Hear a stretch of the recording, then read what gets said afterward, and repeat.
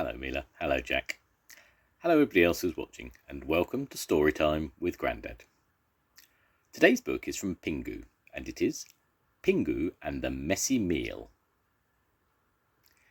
It was lunchtime in Pingu's house. Mum, Dad and Pingu were all sitting round the table together. Mum and Dad were tucking in to a nice fresh fish. "Eat up, Pingu," said Dad. But Pingu was having trouble with his potatoes. Every time he tried to pick one up with his fork, it slipped off. "Stupid fork," said Pingu as he bashed it on the table. Then it was so flat that he could get the potatoes to stay on it easily. "Stop mucking about," said Dad. "This is how you use your fork to eat a potato." But just as Dad raised the fork to his mouth, the potato fell off. Pingu hooted with laughter. Pingu was beginning to enjoy himself and decided to blow bubbles in his glass of milk. It made a good loud noise. "Stop it, Pingu," warned Mum. "Just eat up your food quietly."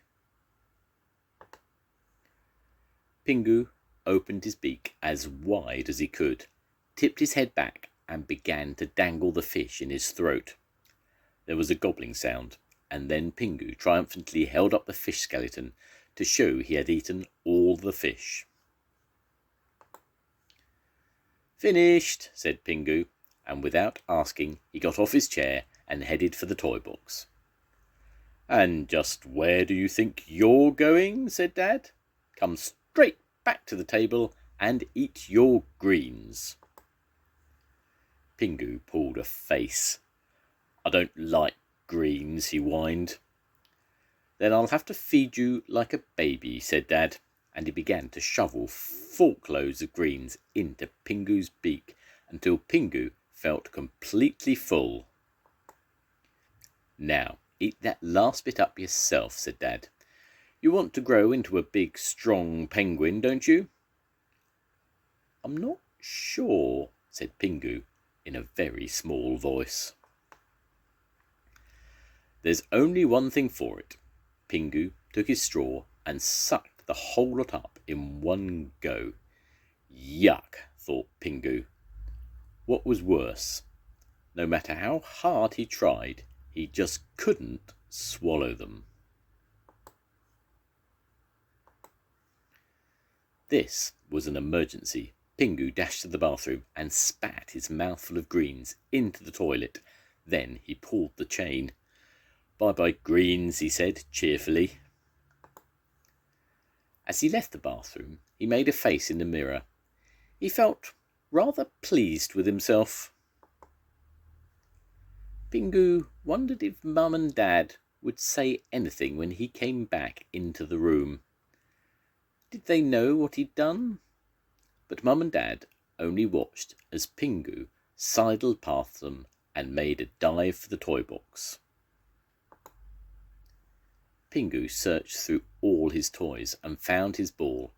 He wanted to play football with it, but it looked very flat. "Can you pump it up for me, please?" he asked Dad.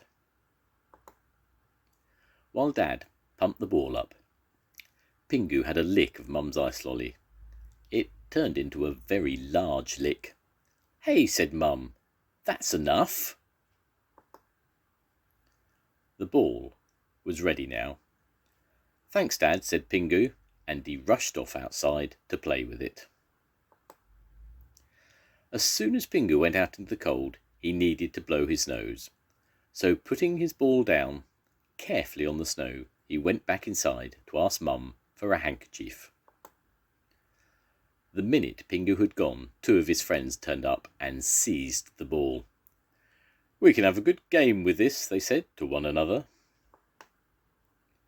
Inside the igloo, Pingu gave his nose a big blow. "That's better," he said.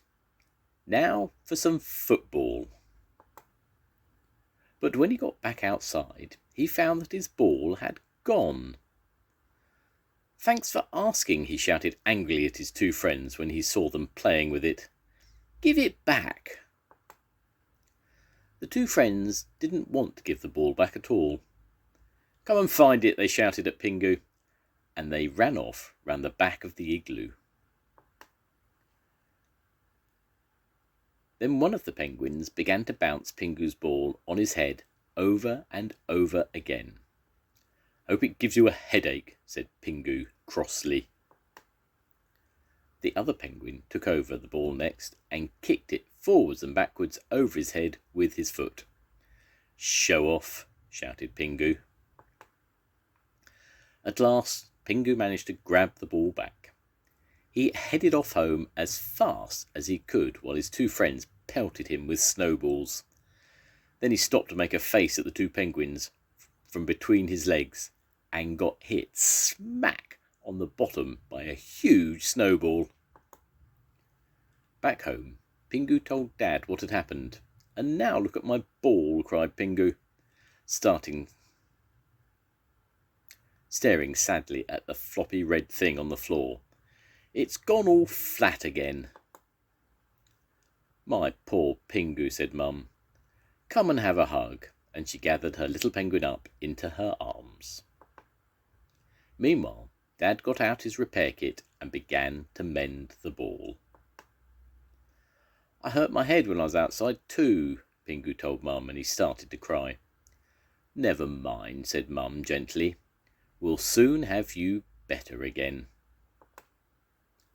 Mum put a plaster on Pingu's head, and Dad pumped up his ball again. As Mum rocked Pingu in the hammock, Dad came over with something behind his back. "Here you are, Pingu," he said, and he handed Pingu his red ball. It was lovely and bouncy again. "Good as new," said Dad proudly. "Just like me," said Pingu. The end. Goodbye, Mila. Goodbye, Jack. I'll see you soon. Goodbye, everybody. Bye.